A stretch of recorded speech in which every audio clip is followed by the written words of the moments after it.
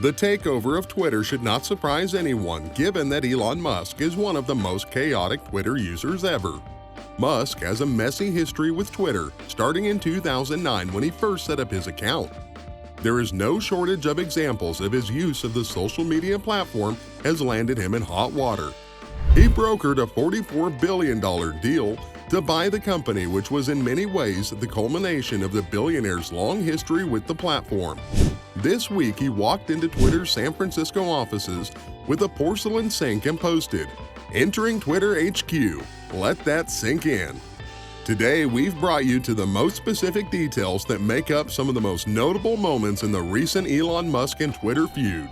But before we jump into the video, welcome to Shark Teq. We provide you with the latest updates and news and all that's happening in the tech world straight from the horse's mouth. Let's dive right in. How Elon Musk takes over Twitter. He made a take-it-or-leave-it offer of $44 billion for Twitter. Twitter's board first rejected the offer, even adopting a poison pill clause to prevent Mr. Musk from acquiring the firm forcibly. Then, after another change of heart, Twitter's board decided that after careful consideration, they would accept the offer. And on April 25th, Twitter announced that they had accepted the offer. After his offer was accepted, he continually asked Twitter for information on how many legitimate users it had.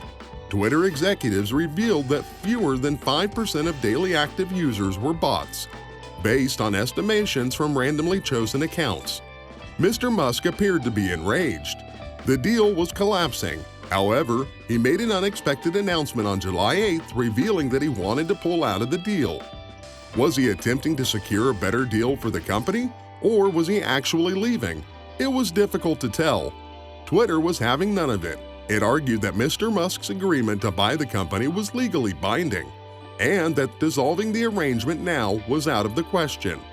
With high-priced lawyers on both sides, a court date was scheduled for October 17th to determine whether Mr. Musk would be obliged to buy the company. Mr. Musk claimed Twitter had much more bots than it had officially claimed, and even accused the firm of deception. Twitter was suffering as a result of the constant barrage of public criticism. The great majority of Twitter's revenue comes from advertisements, and advertisers were starting to complain. Mr. Musk suddenly claimed the transaction was back on after making numerous charges against Twitter. Buying Twitter is an accelerant to creating X, the everything app, he exclaimed. An agreement that appeared to be difficult, if not impossible to break, appears to have been completed. Elon Musk makes bold decision and fires staff members. The agreement ends months of legal battle, as well as numerous professional careers associated with the social platform. Musk sacked a number of key Twitter executives on Thursday, resulting in significant personnel changes. According to U.S. media accounts, Mr. Agrawal's chief financial officer, Ned Segal, and the firm's top legal and policy executive, Bazaira Gade, were seen leaving with him. Twitter's general counsel, Sean Edgett, addressed his job loss on Twitter on Friday, stating that the company is full of amazing people. "Keep taking good care of this place, Tweagle," he wrote, alluding to Twitter's legal department's firm name. Meanwhile, Brett Taylor, who had been Twitter's chairman since last November, updated his LinkedIn profile to indicate his departure. Gade also erased any references of her former employer from her Twitter bio, while thousands of hateful remarks were sent in response to her most recent tweet. Future of Twitter under Elon Musk. Now that Elon Musk has acquired control of Twitter, the question is what Tesla CEO will do with the social networking site. Musk hinted at his intentions in a tweet recently, saying that no judgments on content or account reactivation will be made until a content moderation committee is established. He wrote that the council would have varied opinions. Musk, the self-proclaimed chief twit, has made contradicting remarks about his vision for the company and revealed few solid ideas for how he intends to operate it. As a result, Twitter users and staff have been forced to scrutinize his every move in an attempt to predict where he will lead the company. Many are waiting to see if he will reinstate a number of influential conservative leaders who were banned for violating Twitter's rules, a supposition heightened by upcoming elections in Brazil, the United States, and elsewhere. "I will be digging into more today," he tweeted, in response to a conservative political podcaster who claims the platform favors liberals while secretly downgrading conservative voices. Musk issued a statement in response to worries that his plans to promote free expression by reducing content moderation will lead to increased online toxicity and drive people away. There are concerns that more lenient free speech standards will also allow users who have been banned for hate speech or disinformation to return to the platform. Along with Mr. Trump, this might include political fanatics and COVID-19 deniers. He said that he does not want the platform to become an echo chamber for hate and divisiveness. Obviously, Twitter cannot become a free-for-all hellscape where anything can be said with no consequences, he tweeted. Elon Musk considers charging Twitter users.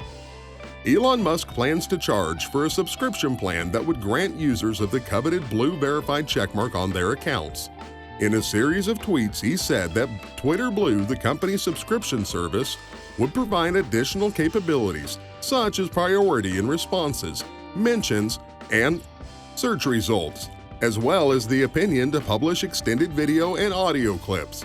Additionally, subscribers would view half as many advertisements.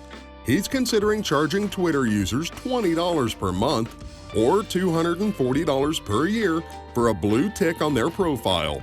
Users who have been confirmed by the platform and have a blue tick indicating that they are an authentic source will have 90 days to join up to Blue or lose their checkmark. Recently, Musk tweeted to his more than 110 million followers, "The whole verification process is being revamped right now." He also cited a Twitter poll that went up on Monday asking Twitter users how much they would pay per month for a blue tick, 5, 10, 15, or wouldn't pay.